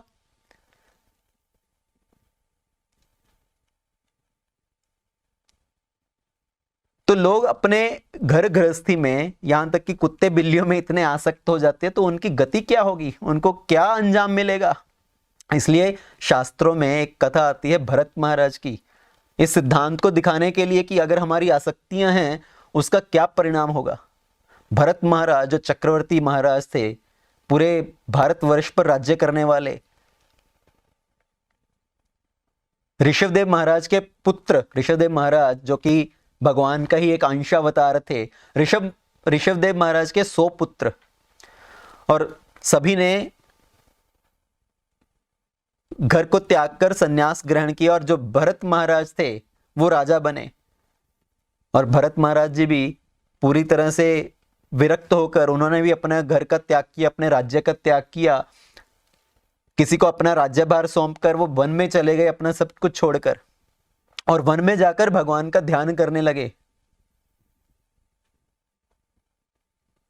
और एक दिन भगवान का ध्यान करते हुए उनको एक हिरनी दिखाई पड़ी जो कि गर्भवती थी, और वो हिरनी सिंह के द्वारा, एक शेर के द्वारा प्रताड़ित थी। वो शेर के भय से भाग रही थी। भागते भागते वो नदी को पार करने की चेष्टा करने लगी, और उसने अपने गर्भ से एक बालक, हिरण बालक को जन्म दिया। तो हिरणी की तो मृत्यु हो गई और वो जो बालक था उसके पास कोई देखभाल करने के लिए नहीं था। और भरत महाराज के हृदय में बड़ी दया भाव उत्पन्न हुआ। उन्होंने सोचा कि इस छोटे से हिरण को कौन देखभाल करेगा, ये किसी सिंह का शिकार बन जाएगा। तो उनकी जो आसक्ति थी, उनका जो ध्यान था, वो उस बालक हिरण की ओर चला गया। वो उसको लेकर आए, उसको अपने पास रखकर उसका ध्यान रखने लगे। तो भगवान की तरफ से ध्यान हटकर उनका उस हिरण की तरफ ध्यान जाने लगा कि वो हिरण कहाँ होगा, वो सुरक्षित तो है कि नहीं, उसने कुछ खाया होगा कि नहीं खाया होगा। तो अपनी भजन क्रिया से ध्यान छोड़कर उनका ध्यान उस हिरण की तरफ रहने लगा। और उसी अवस्था में उनके प्राण छूट गए। और उनको क्या गति प्राप्त हुई, क्योंकि उनका ध्यान जो पूरी तरह से उस हिरण में था, तो अगले जन्म में वो एक हिरण की गति को प्राप्त हुआ, उनको एक हिरण का शरीर प्राप्त हुआ। जैसे भगवत गीता में भगवान क्या बोल रहे हैं, अंत काले च मामेव स्मरण मुक्त्वा कलेवरम। अंत समय पे हमारा जिस चीज के ऊपर ध्यान होगा वो अवस्था हमें प्राप्त होगी। तो कोई व्यक्ति बोल सकता है, अरे ये कैसा सिद्धांत हुआ, अगर मैंने पूरा समय कुछ अलग कार्य किए पर सिर्फ मृत्यु के समय पर मेरा ध्यान कुछ क्षण के लिए भटक गया, किसी और चीज में मेरा ध्यान चला गया, तो वो स्थिति को प्राप्त होगा, ये कैसा सिद्धांत हुआ। व्यक्ति ने अपने जीवन में जो भी कार्य किए हैं, अंत समय पे उसका मन, उसके मन के सामने वो सब कार्य एक फास्ट फॉरवर्ड मूवी की तरह जाएंगे। तो जिस तरह के हमने कार्य किए हैं अपने जीवन में, अंत समय में भी उस तरह का ही चीजों का स्मरण आएगा। पर अंत समय के समय पर जिस तरह का जो ध्यान, जो स्मरण जिस चीज का रहेगा, व्यक्ति उस परिस्थिति को प्राप्त करेगा। उदाहरण के लिए, अगर कोई व्यक्ति फोटो खिंचवाने जाए किसी स्टूडियो में, आजकल तो बहुत कम ही लोग जाते होंगे स्टूडियो में फोटो खिंचवाने, सबके पास हाई डेफिनेशन ये कैमरा रहते हैं उनके मोबाइल फोन में, सब लोग अपनी अपनी सेल्फी खींचते रहते हैं, किसी को स्टूडियो जाने की आवश्यकता नहीं है। तो पर कुछ वर्ष पहले तक जब लोग स्टूडियो जाते फोटो खिंचवाने के लिए, तो लोग घर से खूब तैयार होकर जाते, तो कुछ समय लगाते तैयार होने में, अपने बाल वाल संभालते, अच्छे से कपड़े पहनते और स्टूडियो जाते। स्टूडियो में जब व्यक्ति फोटोग्राफर उनकी फोटो खींचता है तो फोटो किस तरह की आएगी। 2-3 घंटे में उन्होंने जो भी किया, जितना मर्जी अपने आप को संवारा, बाल संवारे, पर फोटो क्लिक करने के समय पर उनका जो भी दशा है फोटो में वही आएगा।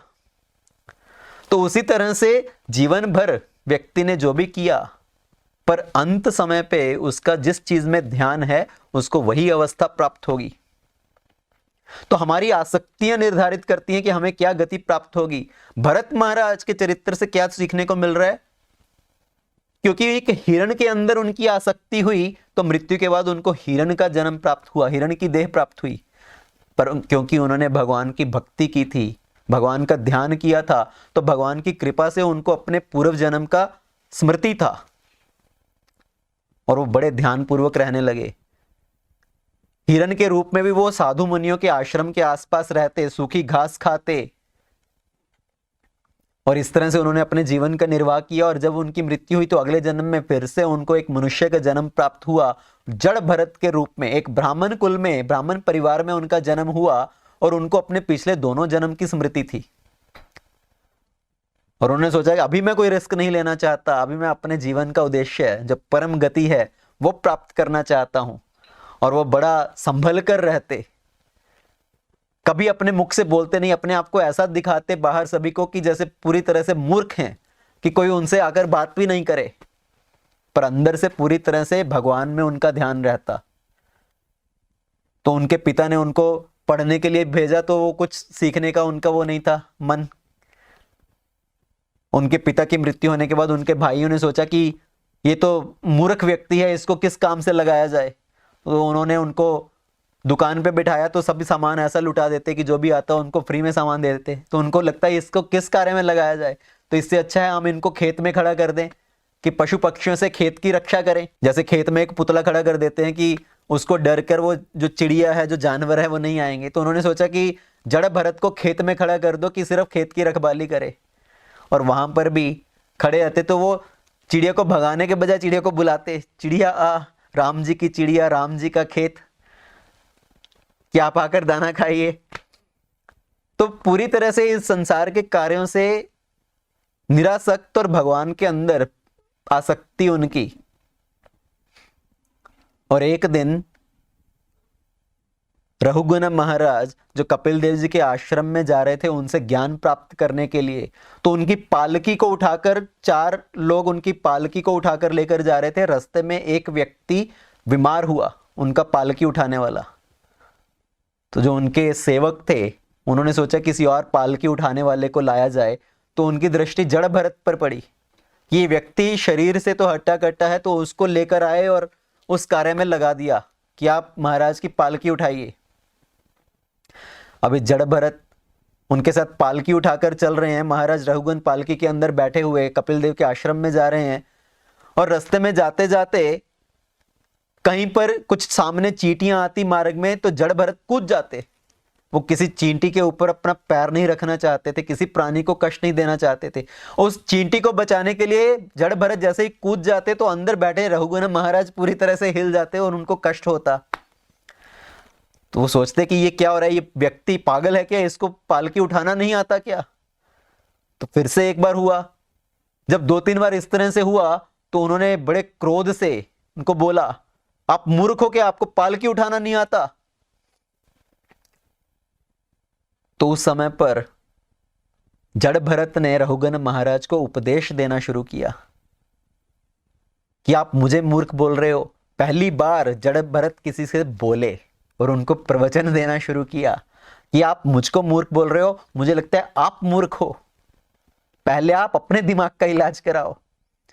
आप अपने इस शरीर के साथ इतना आसक्त हो, आप पालकी के अंदर बैठकर जा रहे हो और आपको थोड़ा सा कष्ट हो रहा है, आप उसके लिए इतना क्रोध कर रहे हो। और ये लोग जो आपके सामने चल रहे हैं इस पालकी को उठाकर, उनको कितना कष्ट हो रहा है। आपको अपनी देह के अंदर इतनी आसक्ति है। ये देह, इसकी गति क्या है, या तो इसको जलाया जाएगा या इसको दफनाया जाएगा। अगर दफनाया जाएगा तो ये जो चींटियां हैं, जो अन्य प्राणी हैं, उनका भोजन बनेगी। तो इस जो शरीर है उसकी जो अंतिम गति है वो क्या है, चाहे कोई अमीर व्यक्ति है चाहे गरीब व्यक्ति है, उसका अंतिम परिणाम एक जैसा ही होने वाला है। तो आप अपने शरीर के साथ इतनी ममता क्यों है आपको। जब जड़ भरत ने इस तरह का उपदेश देना शुरू किया तो रघुगण महाराज, उनको बड़ा आश्चर्य हुआ। उनको लगा कि कहीं ये कपिल मुनि इस भेष में आकर मुझे शिक्षा तो नहीं प्रदान कर रहे। और उन्होंने उस समय पर एक बात बोली कि मैं यम के दंड से नहीं डरता, मैं इंद्र के वज्र से नहीं डरता। अगर मुझे किसी चीज से भय है तो वो है भगवान के भक्तों के क्रोध से, वैष्णव अपराध से मुझे भय है कि मेरे हाथों, मेरे माध्यम से किसी वैष्णव का अपराध ना हो जाए। और आप मुझे भगवान के कोई बहुत बड़े भक्त लग रहे हैं, मेरे हाथों आपका अपराध हुआ, आप मुझे क्षमा कीजिए। तो ये भरत महाराज का मैंने संक्षेप में चरित्र क्यों सुनाया, इस सिद्धांत को बताने के लिए कि जिस चीजों में हमारी आसक्ति होगी व्यक्ति को वही परिस्थिति प्राप्त होगी। तो घर पर रहते हुए अगर हमारी आसक्ति इन सब चीजों में है, पत्नी में, बालक में, घर के जो जानवर हैं उनके अंदर, तो व्यक्ति उसी परिस्थिति को प्राप्त होगा। तो नारद मुनि जी यहां पर क्या उपदेश दे रहे हैं, ग्रहेषु अवस्थितो राजन क्रिया कुर्वन् यथोचितः वासुदेव अर्पणम साक्षात उपासीत महामुनिन। भगवान वासुदेव को सब कुछ अर्पण करना चाहिए, भगवान की सेवा करनी चाहिए। तो गृहस्थ का जो धर्म है वो है घर पर रहते हुए भगवान की सेवा करे, भगवान के भक्तों की सेवा करे। वास्तव में मनुष्य के ऊपर 6 तरह के ऋण बताए जाते हैं। ये 6 तरह के ऋण क्या हैं? जब युधिष्ठिर महाराज यक्ष के साथ उनका संवाद हुआ, जब वो पानी लेने के लिए गए और उनके चारों भाइयों की मृत्यु हुई और स्वयं युधिष्ठिर महाराज वहां पर गए, तो यक्ष ने उनको बोला कि आप पहले मेरे प्रश्नों का उत्तर दो, तब आप इस सरोवर का जल पी सकते हो, नहीं तो आपकी भी आपके भाइयों की भांति मृत्यु हो जाएगी। तो उस समय पर युधिष्ठिर महाराज ने यक्ष से संवाद किया और उनके प्रश्नों के उत्तर दिए। तो एक प्रश्न जो यक्ष का था वो क्या था, कि इस संसार में सबसे अधिक दुख क्या है, या संसार के अंदर सबसे अधिक दुखी व्यक्ति कौन है। और युधिष्ठिर महाराज ने क्या उत्तर दिया कि इस संसार में जो व्यक्ति ऋणी है किसी का, उसके समान दुखी व्यक्ति कोई नहीं है। तो अगर किसी के ऊपर कुछ ऋण है तो व्यक्ति बहुत दुखी अवस्था में है। और आजकल तो लोग मोटा मोटा ऋण अपने ऊपर लेते हैं। आजकल तो जमाना ही ऋण के ऊपर चलता है, लोन के ऊपर। ये पाश्चात्य देशों का तो सिस्टम क्या है कि अगर आपके ऊपर अधिक अधिक लोन होगा तो आपकी क्रेडिट हिस्ट्री बनेगी। जब तक आपके ऊपर लोन नहीं है तो आपकी क्रेडिट हिस्ट्री नहीं बनेगी। तो लोग आजकल तो अपना निर्वाह ही डेट के ऊपर करते हैं, लोन के ऊपर, प्लास्टिक मनी। या तो बैंक से लोन है या ये क्रेडिट कार्ड है जेब में। तो क्रेडिट कार्ड क्या है, वो भी एक तरह से लोन है कि आपने इस महीने में $2000-3000 स्पेंड किया और फिर धीरे धीरे उनको पे करते रहो। घर खरीदना है तो 2 लाख कितने डॉलर का लोन, $5 लाख का लोन। इंडिया में अगर किसी को घर खरीदना है चंडीगढ़ में तो 2 करोड़ रुपए का लोन लेकर घर खरीदो। किसी का इतना सामर्थ्य कहाँ है कि इतना सब कैश देकर एक बार में घर खरीद लिया जाए। पर जब तक ये लोन है सर के ऊपर, ये ऋण है, तब तक वो व्यक्ति शांति से नहीं रह सकता। तो युधिष्ठिर महाराज ने कहा कि जिस व्यक्ति के ऊपर ऋण है वो व्यक्ति सबसे अधिक दुखी है। और इस संसार में सभी मनुष्यों के ऊपर 6 तरह के ऋण बताए जाते हैं। ये 6 तरह के ऋण क्या हैं? भगवान के लिए ऋण, भगवान के प्रति ऋण, देवताओं के प्रति ऋण, साधु जनों के प्रति ऋण, पितरों के प्रति ऋण, परिवार के सदस्यों के प्रति ऋण और अन्य जो जीव जंतु हैं साधारणतया उनके प्रति ऋण। तो जो गृहस्थ का धर्म है कि अपना गृहस्थ धर्म का पालन करते करते इन सब ऋणों को चुकाना, तो भगवान की सेवा करना, भगवान के ऋण को चुकाने के लिए देव को अर्पण करना, देव की सेवा करना, कम से कम उनको प्रणाम करना, इस बात को स्वीकार करना, उनको धन्यवाद देना कि आप सब जो मुझे ये सुविधा प्रदान कर रहे हो, ये जल प्रदान कर रहे हो, ये बिजली प्रदान कर रहे हो, रोशनी प्रदान कर रहे हो, ये हवा प्रदान कर रहे हो, ये कौन प्रदान कर रहा है? तो उनके लिए उनको धन्यवाद देना। और साधु जनों के प्रति जो ऋण है उसको कैसे चुकाया जाता है? साधु जनों से हमें क्या प्राप्त हुआ? जितने भी ये शब्द शास्त्र हैं, ये ज्ञान है, ये हमें साधु जनों से प्राप्त हुआ। तो इस ज्ञान को हासिल करना और इस ज्ञान को हासिल करके सभी अन्य मनुष्यों को इस ज्ञान का वितरण करना। तो इस मनुष्य जन्म को प्राप्त करके, खासतौर के जब भारत भूमि पर मनुष्य जन्म प्राप्त हुआ, तो अपने इस मनुष्य जन्म को सार्थक करो और दूसरों को के ऊपर परोपकार करो। और वो परोपकार क्या है? जारे दाखो तारे कहो कृष्णा उपदेश। जिसको भी आप मिलते हो उनको भगवान के बारे में बताओ, उनको भगवान का ज्ञान प्रदान करो, उनको भगवान के नाम जप में लगाओ। हरे कृष्णा कृष्णा कृष्णा हरे हरे, हरे राम राम राम हरे हरे। तो इन शास्त्रों का जो ज्ञान है उसको अर्जन करना और उस ज्ञान के आधार पर अपने जीवन को सदुपयोग करना और सभी को ज्ञान प्रदान करना।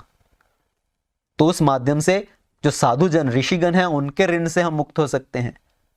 और पितरों का ऋण क्या है?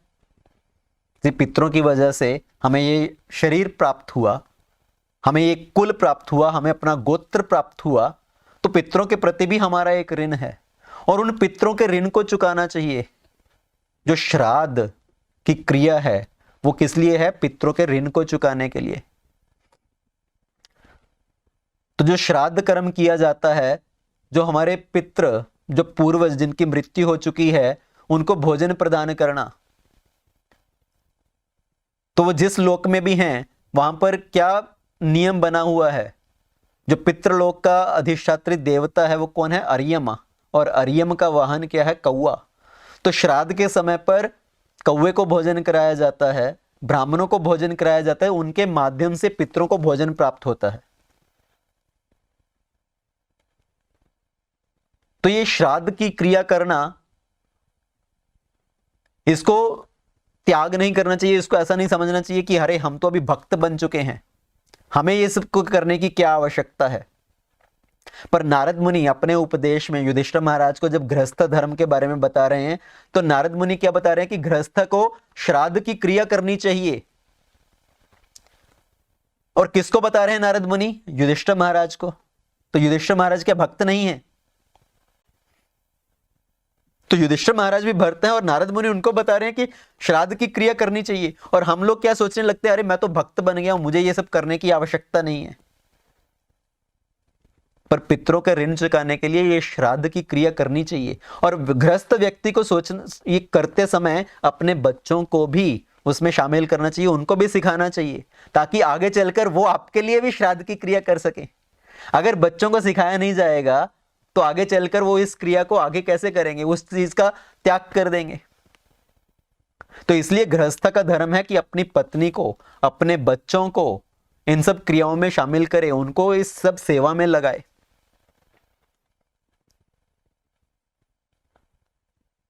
व्यक्ति को चाहिए कि अपने घर की आसक्तियों को छोड़कर तीर्थ यात्रा पर भी जाए।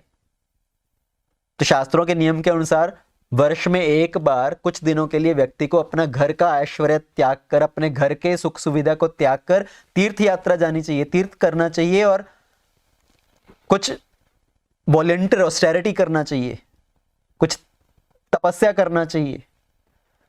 पर व्यक्ति के मन में भाव क्या रहता है कि जब मैं बूढ़ा हो जाऊंगा, जब मैं वृद्ध हो जाऊंगा, तो मेरे बच्चे मुझे तीर्थ यात्रा कराएं, तो मुझे 4 धाम की यात्रा के लिए लेके जाएं। अरे तुमने कभी उनको तीर्थ यात्रा नहीं कराई, उनको ये शिक्षा प्रदान नहीं की, तो आगे चलकर वो तुम्हें तीर्थ यात्रा कैसे कराएंगे? अगर हम अपने बच्चों को ये सब सिखाएंगे नहीं तो आगे चलकर वो करेंगे कैसे? तो इसलिए गृहस्थ का धर्म है भगवान की सेवा करना, अपने परिवार को भी भगवान की सेवा में लगाना। गृहस्थ धर्म का पालन करते हुए इन सब आसक्तियों से ऊपर उठकर भगवान के शरण ग्रहण करना चाहिए, भगवान की कथा सुननी चाहिए, भगवान के नाम का जप करना चाहिए। तो भगवान की कथा क्या है? तव कथा अमृतम तप्त जीवनम कभी विरीडितम कल्मषापहम श्रवण मंगलम श्रीमदाततम भुवि घृणन्ति ये भूरिदा जना। तो भगवान की कथा इस तपते हुए जीवन में अमृत के समान है। हमारे जीवन में जितने भी क्लेश हो सकते हैं, पर भगवान की कथा उन सब क्लेशों से हमें राहत प्रदान करती है। इस तपते हुए जीवन में अमृत के समान है। और जो व्यक्ति भगवान की कथा का गान करते हैं वो सबसे अधिक परोपकारी व्यक्ति हैं। भुवि घृणन्ति ये भूरिदा जना। और ये श्लोक किसके द्वारा उच्चारण किया गया है? ये महाराज प्रताप रुद्र के द्वारा। प्रताप रुद्र ने इस श्लोक का चैतन्य महाप्रभु जी के सामने उच्चारण किया, जो कि गोपियों के द्वारा गाया गया था। जब गोपियां भगवान के विरह में भगवान को याद कर रही हैं तो वो एक गीत गा रही हैं, और वही श्लोक प्रताप रुद्र ने चैतन्य महाप्रभु जी के सामने गाया। और प्रताप रुद्र को चैतन्य महाप्रभु जी ने आलिंगन किया कि आप बड़े परोपकारी हो, आप महान हो, भूरिदा जना, भूरिदा जना। कि जो भी व्यक्ति भगवान की कथाओं का गान करता है, दूसरों को भगवान की कथाओं का श्रवण करवाता है, वो व्यक्ति बहुत परोपकारी है। और भगवान की कथा क्या है? हमारे तपते हुए जीवन में अमृत के समान है। और जो गुरुजन हैं, जो वरिष्ठ भक्तगण हैं, उनका उद्देश्य क्या रहता है कि हमेशा व्यक्ति को वापस खींचकर, उनकी आसक्तियों से छुड़ाकर उसको भगवान के मार्ग पर ले आए, भगवान के साथ उनको जोड़ दें।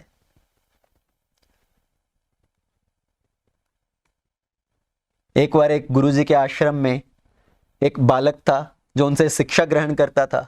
तो जैसे जैसे बालक बड़ा हुआ, उसकी आयु हुई विवाह करने की, तो माता पिता ने उसके लिए एक सुंदर लड़की को ढूंढा और उसके साथ उसका सगाई हुआ। तो बालक ने आकर, शिष्य ने आकर अपने गुरुजी को सूचना दिया, उनको बताया कि मेरा सगाई हो गया, मेरा रिश्ता हो गया है। तो गुरुजी ने बोला, अभी तो तुम आश्रम से गायब ही रहोगे, कम ही आया करोगे। तो बालक ने बोला, शिष्य ने, गुरुजी ऐसी बात नहीं है, मैं आपसे ज्ञान ग्रहण करता रहूंगा। तो थोड़े दिनों बाद शिष्य कुछ और दिनों के लिए गायब हो गया। और वापस आया तो गुरुजी ने पूछा इतने दिनों तक कहाँ गायब रहे? तो शिष्य ने बोला अभी मेरा विवाह हो गया, तो विवाह होने के बाद अभी नई नई पत्नी के साथ समय बिताना, उनके साथ अधिक समय व्यतीत करना, तो इसलिए मैं आपके आश्रम में आपके यहाँ पर आ नहीं पाया। तो थोड़े दिनों बाद उस व्यक्ति की आसक्तियां और बढ़ती गई और आश्रम में आना और कम हो गया।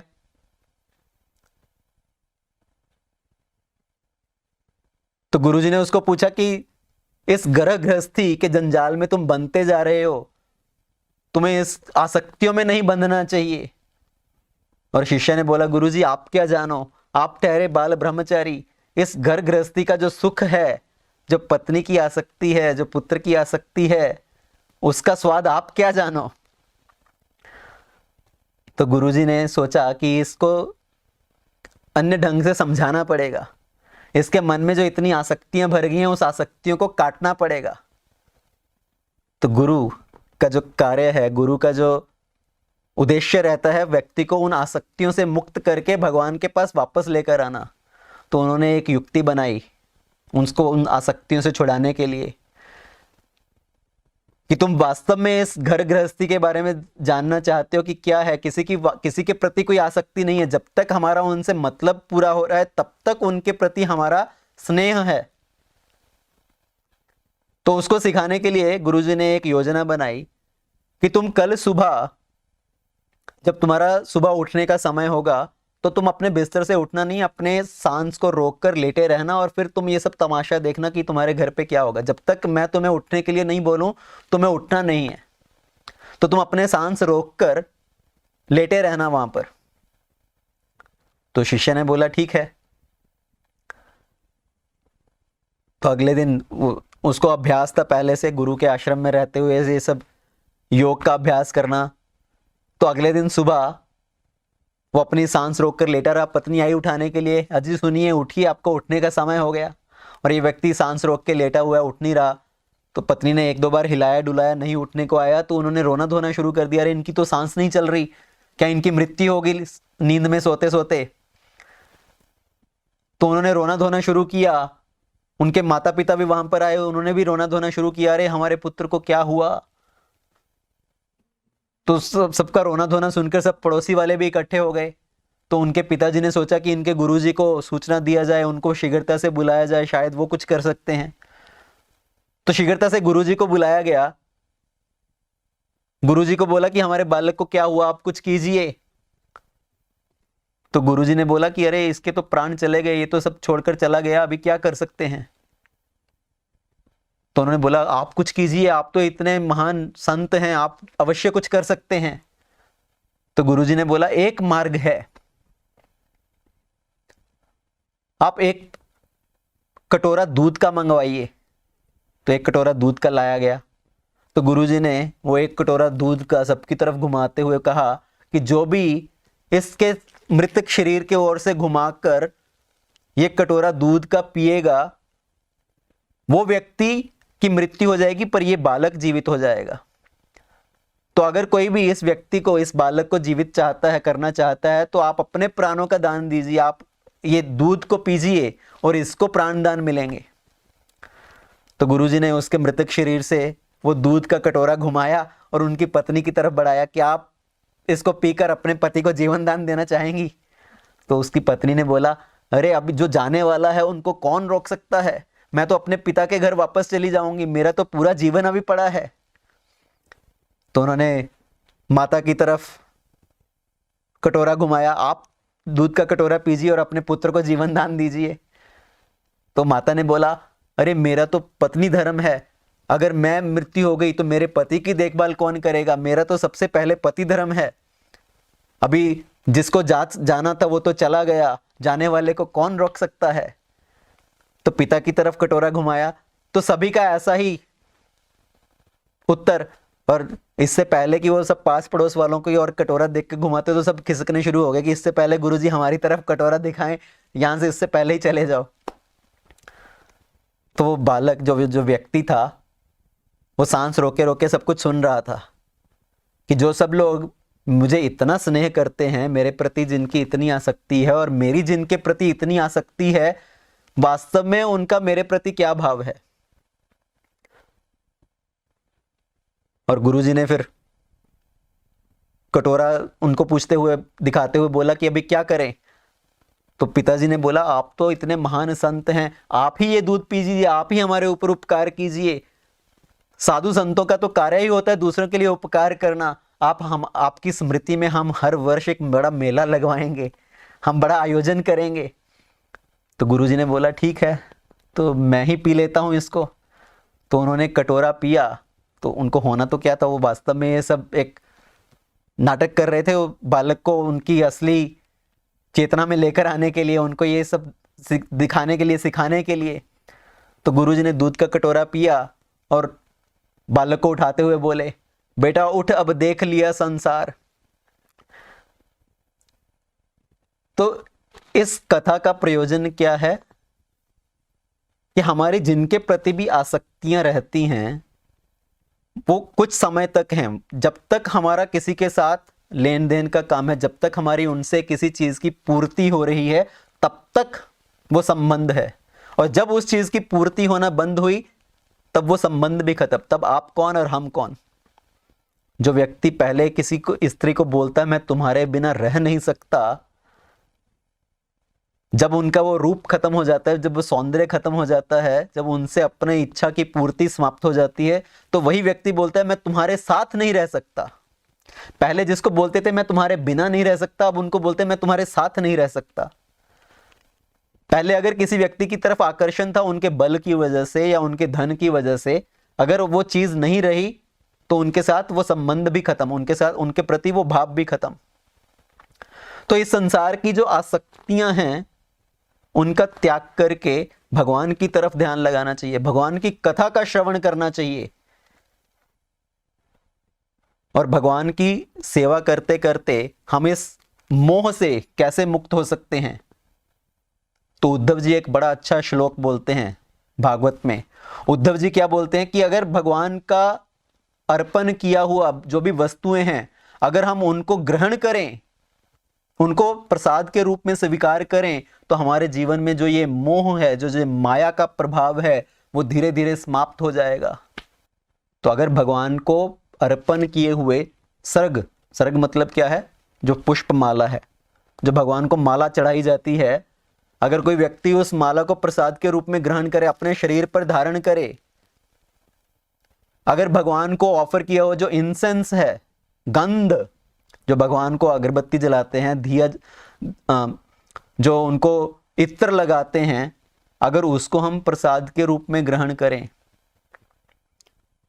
जैसे भक्तगण लगाते हैं ना भगवान का लगाया हुआ इत्र वाला तेल, नरसिम्हा ऑयल, तो वो क्या है, भगवान के जो अर्च विग्रह, भगवान का जो शरीर है उसके ऊपर उसका लेप किया गया, और उसको फिर प्रसाद के रूप में अगर हम ग्रहण करें, तो भगवान को चढ़ाई हुई फूल माला, भगवान को लगाया हुआ इत्र, वासो, वासो मतलब वस्त्र, जो भगवान को वस्त्र पहनाया गया, अगर वो वस्त्र हम प्रसाद के रूप में प्राप्त करें, अलंकार चर्चितो, अलंकार जो भगवान को चढ़ाए हुए आभूषण हैं, तो कई बार प्रसाद के रूप में भगवान का आभूषण भेंट में मिलता है, राधा रानी का कान का कुंडल या कुछ बिछुआ या इस तरह की कुछ चीजें। तो भगवान को जो भी अर्पण किए हुए, चर्चिता, भगवान को अर्पण किए हुए ये वस्तुएं हैं, अगर हम उनको धारण करें, प्रसाद के रूप में उनको ग्रहण करें, उच्चिष्ट भोजनो, भगवान को जो भोजन भोग लगाया गया, उस भोजन को हम प्रसाद के रूप में स्वीकार करें, तो जो भी भगवान के भक्त हैं, भगवान के दास हैं, दासस्त्व, तो भगवान के दास इन चीजों को प्रसाद के रूप में ग्रहण करते हैं। मायाम जयमहि, और वो भगवान की माया से बाहर निकल सकते हैं। भगवान की माया बड़ी प्रबल है। मम माया दुरत्तया, तो भगवान भगवत गीता में बोल रहे कि मेरी माया के पार पाना बड़ा मुश्किल है, पर कौन उसके पार जा सकता है? जो भगवान की शरण ग्रहण करता है। और भगवान की शरण कैसे ग्रहण कर सकते हैं? जब भगवान को कुछ अर्पण करना है तो सबसे पहले भगवान को क्या अर्पण करना है? मई अर्पिता मनोबुद्धिर, तो अपना मन, अपनी बुद्धि मुझे अर्पण करो। तो अगर हम अपना मन भगवान की सेवा में लगाएं, अपनी बुद्धि को भगवान की सेवा में लगाएं, भगवान के कार्य में, अपने परिवार के सदस्यों को भगवान की सेवा में लगाएं, तो हम इस गृह गृहस्थी के जो आसक्तियां हैं उनसे ऊपर उठकर भगवान के इस माया जाल से परे जा सकते हैं, भगवान के परम धाम को प्राप्त कर सकते हैं। तो ये गृहस्थ धर्म है जिसका हमने संक्षेप में वर्णन किया। नारद मुनि जी बड़े विस्तार में इसका वर्णन करते हैं गृहस्थ धर्म का। तो समरी के लिए गृहस्थ धर्म क्या है, क्या करना चाहिए, मूल चीजें जो हैं क्या करनी चाहिए। वासुदेव अर्पणम साक्षात, हमने अपने सभी कार्यों को, अपने कर्म के फल को भगवान को अर्पण करना, अपने परिवार के सदस्यों को भगवान की सेवा में लगाना, भगवान के नाम का जप करना, भगवान की कथा का श्रवण करना और भगवान को अर्पण की हुई चीजें जो हैं उनको प्रसाद के रूप में ग्रहण करना, भगवान के भक्तों की सेवा करना। तो ये सब कार्य करते हुए हम भगवान को प्राप्त कर सकते हैं इस गृहस्थ जीवन में रहते हुए। और ये गृहस्थ जीवन बहुत उत्तम है, इसको साधारणतः नहीं लेना चाहिए, क्योंकि गृहस्थ से ही बाकी सब आश्रम आते हैं। अगर गृहस्थ नहीं होंगे तो ब्रह्मचारी कहां से आएगा? ब्रह्मचारी क्या हवा से पैदा होगा? गृहस्थ के माध्यम से ही ब्रह्मचारी पैदा होगा और गृहस्थ से ही वानप्रस्थ और सन्यासी आएंगे। तो अगर गृहस्थ जीवन नहीं है तो ये बाकी सब जीवन भी नहीं चल सकते, बाकी सब आश्रम भी नहीं हो सकते। तो इसलिए गृहस्थ जीवन की भी बड़ी महिमा बताई गई है, पर उसका सदुपयोग करना चाहिए। गृह मेधी ना बनकर वास्तव में गृहस्थ बनना चाहिए और अपने जीवन को सार्थक करना चाहिए। ग्रंथ श्रीमद् भागवतम की जय, श्रील प्रभुपाद की जय, अनंत कोटि वैष्णव वृंद की जय।